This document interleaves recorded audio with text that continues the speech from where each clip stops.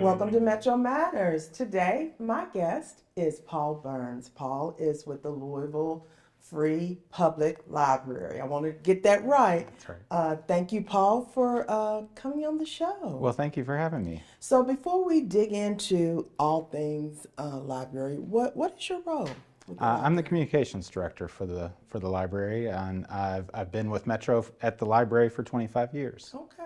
So Okay, so you've seen a lot I over have. the past 25 years. So talk a little bit about the library today in 2024, because the library that we probably grew up with are not the same as what they are today. So talk a little bit about the services and what you guys have to offer. Sure. So, it has changed and evolved. The library has done that for over a century in Louisville.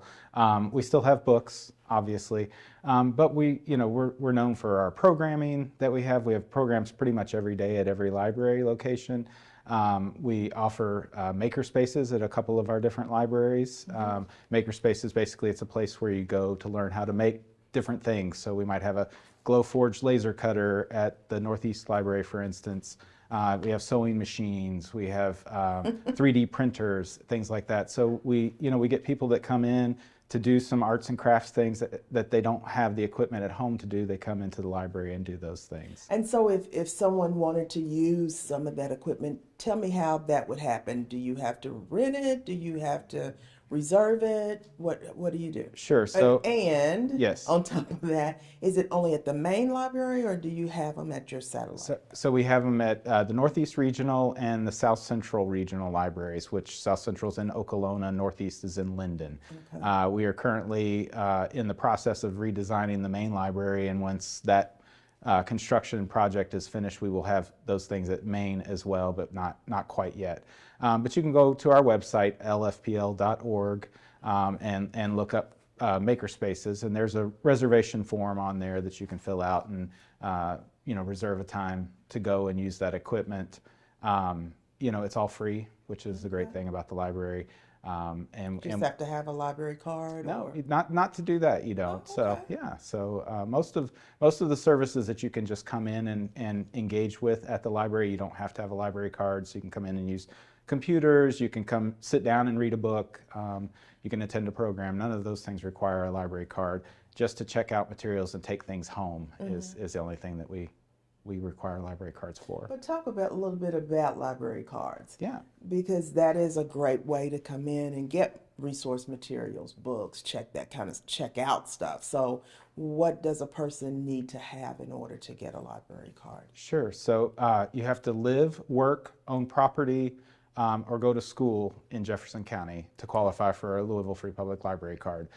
We also offer paid cards for some of the surrounding counties around Jefferson, in southern Indiana, and in Kentucky. And I think it's $32 a year or something like that. Okay. So it's a nominal fee, but basically, we're tax funded, part of Metro government, and so we want to make sure that you're part of the people paying for the services to get the free services from the library. Now I know, and I don't know this to be true, but I've heard that some of your libraries have meeting spaces that the community can come in and use. Yeah, absolutely. Every library except for Shively has a meeting space that's reservable by the community. Some of them have multiple have multiple spaces within the library, depending on the size of the library. And depending on the size of the meeting, if you're at one of our regionals, for instance, there's several different options for you. At the main library, we have quite a few as well, and those are free and open to the public. The only thing that we ask is that you call and reserve or go online and reserve those rooms ahead of time. But your meeting can't be used for financial gain, those kinds of things. They have to be. And it has to be a meeting, not a baby shower or Right. You something can't have your party there. No, but we do have lots of groups that we have a sewing group out at Southwest that comes in and they quilt and sew cool. once a week, and so it's a great place to come together in the community. And some places don't have lots of meeting spaces available, so it's a great resource. So it sounds like the model of the library today our community gathering spaces. Yeah, and I would say that, you know, that's been sort of at the heart of what libraries are for a long time, but we've certainly leaned into that in our modern society. I think we've lost some of those other spaces where people gathered traditionally, you know, decades ago, and the library has continued to fill that need within the community. Talk a little bit about what you have for the summer, your summer reading program. Sure. So the summer reading program it's one of the longest and biggest programs that the library has done. We're getting close to a century of offering summer reading. Are you serious? Yeah, in a few years we're getting really close. Okay. You know, and summer reading even back then was started because parents and librarians and educators realized that there was a summer slide, that when kids, you know, go home from school during the summer, they're not staying on reading level. Their brains aren't staying engaged in the same way that they would during school. And so the summer reading program was started to help combat that. And it was a way to get kids reading, but reading for fun. They could read what they wanted to read, not read what was assigned to them in school. And over the years, we have developed lots of prizes and incentives to make it fun for the kids and to make it rewarding. So this year's theme is a universe of stories. And for the little kids and school-age kids, we have a really fun pencil pouch. It's an alien little plush type pencil pouch that you can receive. And then for teens, we have like a tech bag. So it's a small little bag that you could put your tablet in, or you could put your phone and your charger and that kind of thing in it. And you still have the backpacks? We don't have them this year, so that's what we did. That's what I remember. We try to mix it up a little bit. You know, it's like you do backpacks 3 or 4 years in a row, and the parents are like, "Oh, we already have a backpack." You know, so we got to mix it up and keep it fresh. But you know, we also have lots of coupons that you get when you complete the program. So you get free passes to the Kentucky Science Center, to Squire Boone Caverns, to Racing Louisville soccer game, U of L sports. So lots of fun activities that families can do together, and it's absolutely free, and it's a way to get kids excited about reading. And so how does a parent, and what are the ages that a child could participate? Yeah, so newborn to 12th grade. It's important, people don't realize it's important to read to your babies, to read to your toddlers, even though they're not able to read themselves. That's part of how they learn language. And so we encourage that. So for preschool kids, it's 20 books because the books are short. They're little story books. It's easy to get through. For school-age kids, which is, you know, 1st through 5th, it's 6 books. Or no, it's 10 books. And then for teenagers, it's 6 books because presumably they're reading longer books. Okay. But you just go to the library, any library location. You can go online, lfpl.org/summer reading, and you can register online. The only thing is, when you're finished with the program, you'll have to come in to get your prizes. Cool. And there's the Cultural Pass is happening. Talk about that. I can't believe I almost forgot the Cultural Pass. Thank you. We're not going to let you forget that. So we are one of the partners of the Cultural Pass. If you want a Cultural Pass, you have to come to the library to get it. If you're not familiar with the Cultural Pass, it's a free. It gets a child and an adult in free to over 50 museums, attractions, cultural institutions throughout Kentuckiana. So it's both sides of the river. But to get one of those, you have to go to a public library. There are several that participate. So if you're in Bullitt County and Jefferson County, and then Floyd and Clark counties across the river as well are participants in that program. And it's a great resource. I think we're on our 10th or 11th year now of that. And again, it's just a way to keep kids engaged during the summer when school's out. And so is this just for kids? Is there a senior Cultural Pass as well? So the Cultural Pass actually goes through age 21. Okay. So it's 0 through 21. They did a pilot program this year for seniors. They had a very limited number. Senior citizens, okay. Yes. And it was just a pilot program, and it was a very limited number. They filled up pretty fast. But the idea is, again, people who maybe are isolated trying to get them out and then get them engaged and get them That's a involved. great program for our seniors. Yeah, so we'll see. We'll see. I mean, it was obviously well received already, so we'll see how it works and see if we're able to expand that in the years to come. So you kind of alluded to that the main library was going through some renovations.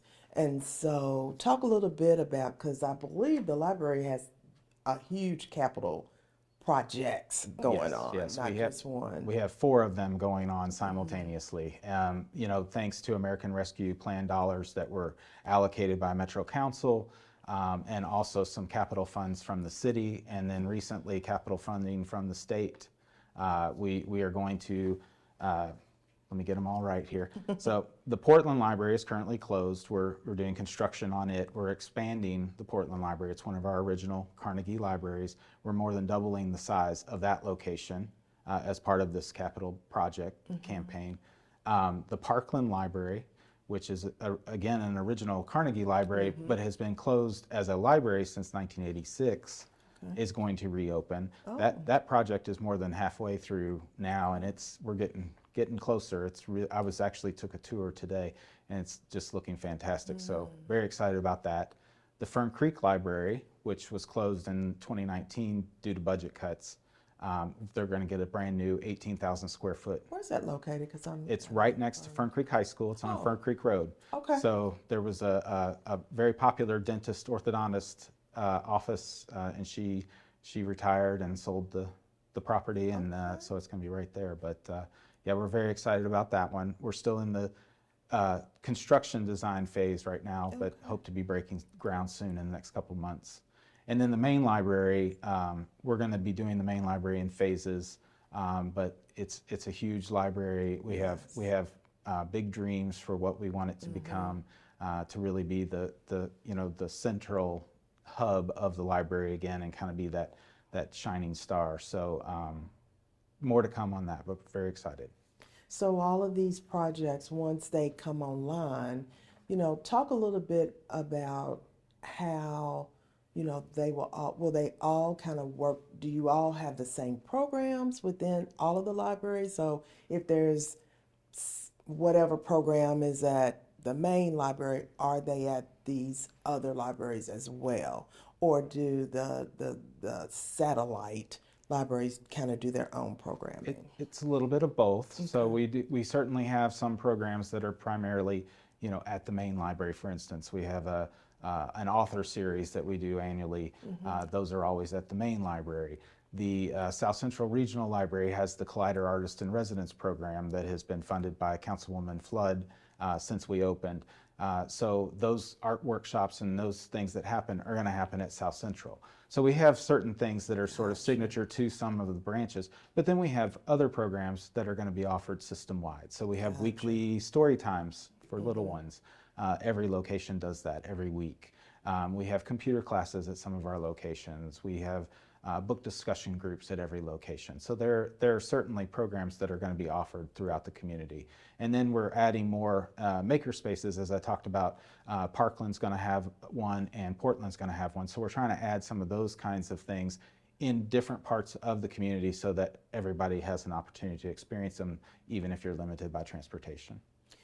So is that more so when you say you're trying to get them into other parts of the community? Is that more like outreach, like going outside of the 4 walls of a library? Are you doing any of that kind of outreach? Is that what you mean? No, that's not what I was talking about, but we do that too. So, when I say in different parts of the community, I just mean, at your neighborhood library rather than having to drive, out Dixie Highway to go to Southwest. Gotcha.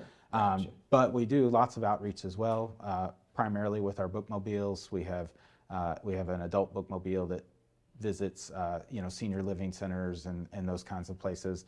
And then we have a children's bookmobile that goes to schools, daycares. They're all over the place, especially during the summer, but they're busy all year long. And those bring books and other resources directly to people who can't maybe get to a library. It's a great way to provide access in some of those spaces too, where we're not, where there isn't a library within walking distance. Gotcha. We'll be right back for more conversation with Paul Burns from the Louisville Free Public Library. Last week, Brandon met a girl on a dating app. One day after work, he finally found the courage to ask her out. No answer. He started to panic. Was he being too pushy? Maybe it was too Hey, sorry I didn't respond. I was driving. I would love to go on a date. How does tonight sound? Brandon tried to play it cool, but inside he knew a girl so smart, so responsible, she must be a keeper.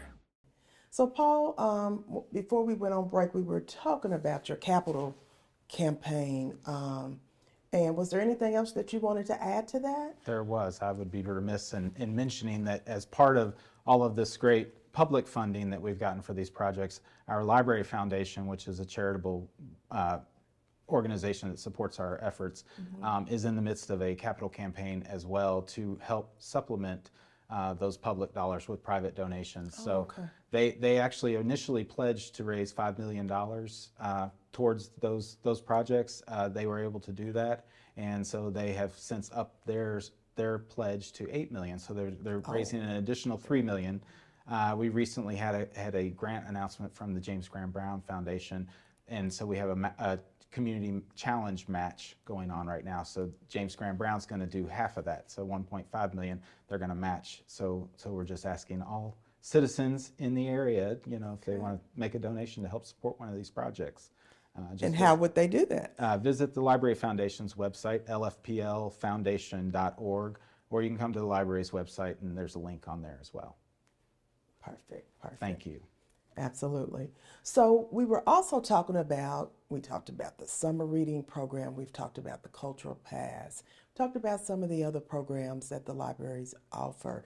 How does that, what else, I guess I should say, do you do at the libraries to help with education attainment?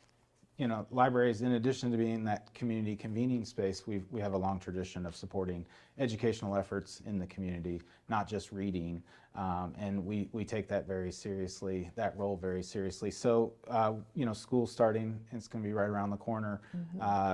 We offer online tutoring that's absolutely free through our website. You can log on from home with your library card, or you can come into a location and you can actually talk directly with a tutor that can help you with whatever assignment you're working on. They can review papers. So if you've written a paper and you want somebody to review it, they can do that and get it back to you. I mean, it's a great resource, and I think it's underutilized. So we have that for sure. But we also have a database that's called Learning Express Library. And so as part of that, ACT prep, SAT prep is available through that. But there's also a lot of professional tests that you can do, practice tests and get resources and learn. So CDLs, postal exam, real estate exam, all of that, and it's free to do that. Oh, wow. Again, you just have to have a library card. It's a great resource. We also have a program called 1,000 Books Before Kindergarten, and this is one of my favorite programs. And it's to encourage parents and children to start that habit and love of reading from a very early age. So 1,000 books before kindergarten. 1,000 books sounds like a lot, but it's really 15 minutes a day reading. So reading to your child, reading picture books when they're little, and you can do that over the course of a year with just 15 minutes a day. So even if you don't start when they're a newborn, you can start the year before they start kindergarten, and you can knock that out. But there's prizes and incentives for that as well, but it's just to encourage that habit and love of reading. And then again, you sign up through your website? Sign up through the website or come into the library and say, I want to sign up for 1,000 books. And it's a great program. That does sound like a lot of books, I must say. But, we also have, lifelong learning has been really important to us. So we have a number of classes that we offer throughout the year at the main library that are taught by university professors. They're not for credit, but it's sort of, if you want to, just learn something new, it's a great opportunity. And so we've got one coming up in a couple of weeks. It's going to start again this summer, but we usually offer 3 or 4 of those throughout the year. Okay. And then any of our programs, I think, are going to have some sort of educational benefit to them. Talk about some of the programs that you have. I want to drill down to some of the programs that the library offers that you wouldn't think is offered at a library. Sure. And you kind of talked about it earlier, but let's Yeah, I mean, talk a little bit so more. the the maker spaces, obviously a lot of people don't necessarily think about libraries as places to go to do a sewing project or do a craft project. So we certainly have those. We also offer telescopes that you can check out at our regional libraries and at the main library. Really? Yeah, the Louisville Astronomical Society several years ago donated telescopes to us, and they're really nice telescopes. So if you're interested in looking at the night sky, and you don't have a telescope, and come to the library and check one out, you can go online and reserve one as well. But that's a pretty cool thing. The Collider Artists in Residence program I mentioned before at the South Central Regional Library, it's a program where we have an artist that actually comes in and sets up their studio at the library, and they have studio hours. They work on a project in the library, so people can come in and interact with them while they're there, ask them questions about what their art form is, whatever. But they also do 3 workshops throughout their stay, and it's a month-long stay. And sometimes those workshops are for kids, sometimes it's for all ages, sometimes it's adults, and it varies. And the art form varies too. So a lot of times people think artist in residence and they think, oh, a painter or what have you. But we've had dancers, we have singers, we've had stand-up comics, we've had writers, poets. It's a wide gamut of things, and it varies month to month, and it's a great program and one that we're just really excited to be able to offer. So, talk a little bit about your online library. Is it Libby? Libby. Libby. Yeah. Yeah. Talk about that. So Libby is an app that you can download in your app store, but it basically you can get ebooks, audiobooks. We have a vendor that's called Overdrive that provides the platform for all of our ebooks and audiobooks, and there's a great selection available through Libby, and it's very user friendly, easy, and it's a free app. The books are free, and the great thing is that you don't have to worry about returning them when they're due. They just go off of your device, so there's no not that we have overdue fees anymore anyway, but you don't have to worry about, I forgot to return it to the library or that kind of thing.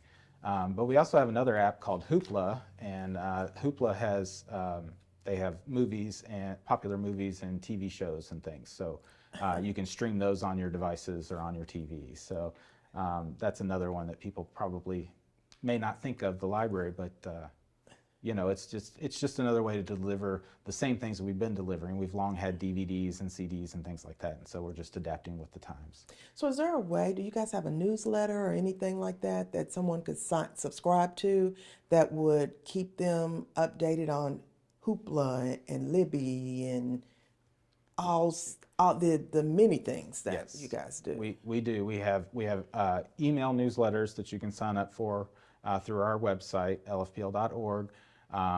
We also have a print newsletter that we do every 2 months. You can pick one up at any library branch. You can also email the library and ask to be added to the mailing list for that, and it can be mailed to your home. Also encourage you to follow us on social media. Facebook and Instagram are a great way to stay up to date on some of the programs and the services and things that we offer. Or just come into a library. Just stop by your library and visit. They'll be happy to tell you about all the things we have going on. Do you have the data on about how many people visit libraries? Yeah. So since COVID, we obviously everybody saw a dip, but we've started to recover, and we're almost where we were pre-COVID. But around 3 million visitors a year visit a Louisville Free Public Library. Wow. Yeah. It's pretty awesome to think about. I mean, it's more than some of the U of L sporting events and things like that. So we're pretty proud of that number, and it just shows the importance of the library to the community and how much they really enjoy the services that we're offering. Do you have any upcoming events that you want to promote while you're here? Yeah, we always have lots of things going on, but our Western Library Block Party is next Saturday, and that's from 10 a.m. to 3 p.m. If you don't know about the Western Library, it's an extremely important historical library, not only in Louisville, but nationally. It was the first library in the country built for African Americans and run by an entirely African American staff. So it's one of those things that obviously in Jim Crow South, they didn't have access to the white library at the time, but community leaders felt that it was important to have a library for those citizens as well. Today it serves everybody, but the Western Block Party is something that that's a tradition that they've had every year during the summer, and it's a lot of fun. So come to that. We have lots of classes and things going on all the time, so just encourage people to check us out. And final words, what would you like to leave with our listeners about the library? There's a couple things that I always tell people. The library is free. Just about everything we offer is free. So it's not going to cost you anything to try something. So come check us out. And we're for everybody. The library is for everybody. We welcome everybody. And I hope that you'll find something that is of interest to you. Paul, thank you so much for coming on the show. You've given us a lot of great information. And give out the website again. It's LFPL, so the Louisville Free Public Libraries, initials.org. Perfect. Thank you for watching Metro Matters on Metro TV.